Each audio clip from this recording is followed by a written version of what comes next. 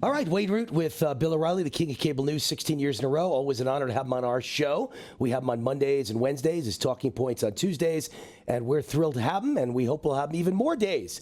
Come on, Bill. We want you 5 days a week. Excellent, Wayne. You know, I just have to take a lot of oxygen because I'm getting old.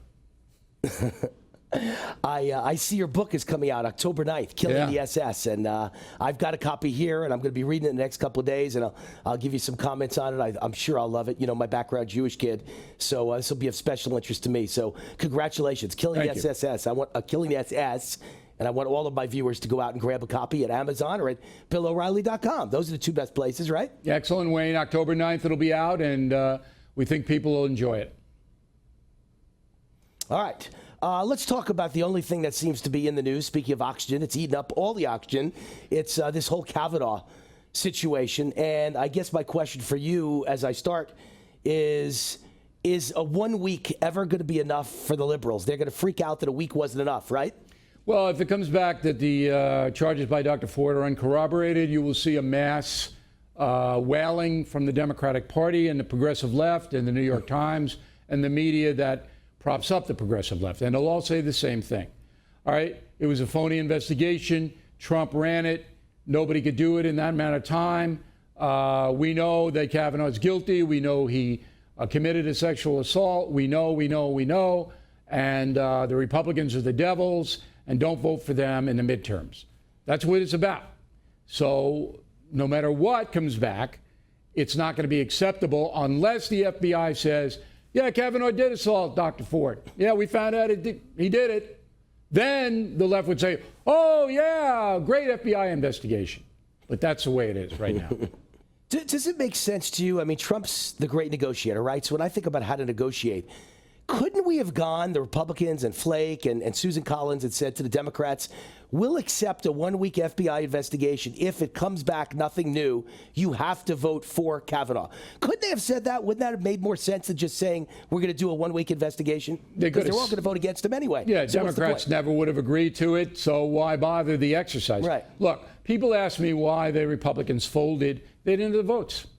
They didn't have them. So if they said no FBI investigation, then Kavanaugh's nomination would have been voted down. Would have given Murkowski and Collins and Flake an excuse to vote against the judge. So, okay, we know the political reality. We don't know what the FBI will find. We will see. But no matter what happens, if it isn't a condemnation of Kavanaugh, the left will oppose whatever the FBI does. I was lucky enough while I was waiting for us to do our interview today to hear your big commentary at BillO'Reilly.com, and I was fascinated by your commentary. I wanted to ask you about it. You say that this entire Kavanaugh thing is about one thing: abortion. That's right. And I kind of agree with you. Tell everybody what you mean.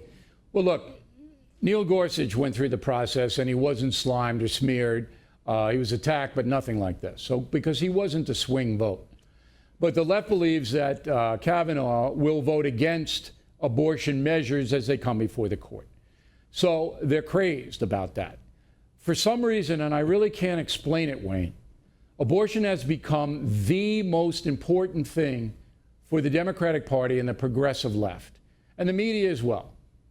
It's not about access to abortion, which will never change in this country, by the way.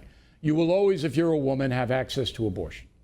It's about unfettered abortion, which means you can have an abortion up to the time of birth for any reason whatsoever, as Hillary Clinton put forth in her campaign. And if you dare place any restrictions on the time frame or what you need for a late-term abortion to take place, if you dare, then we are going to destroy you. So the Kavanaugh nomination is about abortion, but not just on Kavanaugh. The progressive left and the Democratic Party is sending a message. If you oppose unfettered abortion, as I do, we're going to destroy you. We're going to turn American women against you because you are an abuser of women if you do not support unfettered abortion. That's what this is all about. I agree. I think you've hit the nail on the head.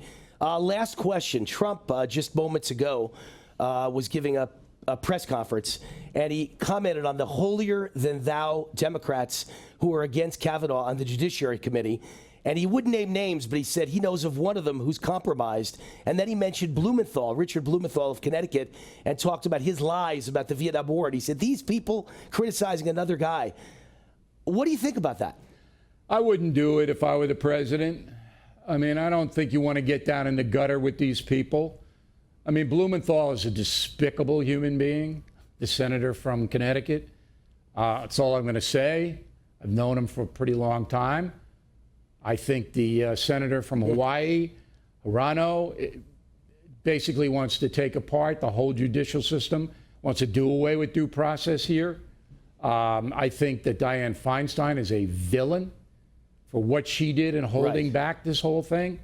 So if I were President Trump, rather than attack these people like, well, you're a drinker, I know you got drunk, which is what he's implying, I would go for the bigger picture. I would go for the stuff that I'm going for, that you're going for. The bigger picture, the danger to the country, rather than get down in the gutter. All right, fair answer. I think both of them might be effective at this point because they're both true. Holier than thou, and these people are looking for someone who will give them a 5-4 edge that'll ruin this country, ruin everything you and I believe in. Bill O'Reilly, you are a man of great common sense. I got to tell you, sometimes I think I know the answers that I listen to you and I say, you know what, I got to moderate a little bit. You're good. Bill, it's always a joy and an honor to have you on the show. Thank you. Thank you, Wayne. We'll see you soon.